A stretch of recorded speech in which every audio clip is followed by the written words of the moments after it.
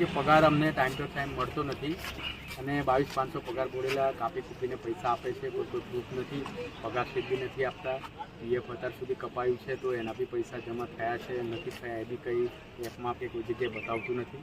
એટલે અમે આ લોકોએ હડતાલ પાડેલી હતી ડ્રાઈવરો, કારણ કે પગાર ટાઈમ ટુ ટાઈમ મળતો નથી. 15 તારીખ 18 તારીખ 20 તારીખ થઈ જાય છે ભાઈ. અડધા ડ્રાઈવરોને આપ્યું છે, અડધાનો 20-25 ડ્રાઈવરોનો બાકી છે.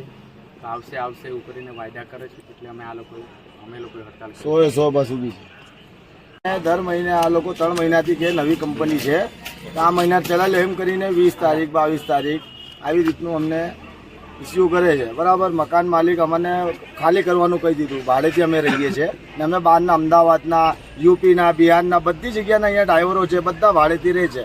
તો બધા એમ જ એ જ ઇસ્યુ છે. પગાર અમને 1 તારીખથી 10 તારીખની અંદર જોઈએ, અમારું એ જ ઇસ્યુ છે, બીજું કંઈ નથી. આ લોકો પગાર ટાઈમસર નહીં આપતા, પગાર સ્લીપ નહીં, અમારી જોડે કોઈ પુરાવો નથી કે અમે આ કંપનીમાં નોકરી કરીએ છીએ.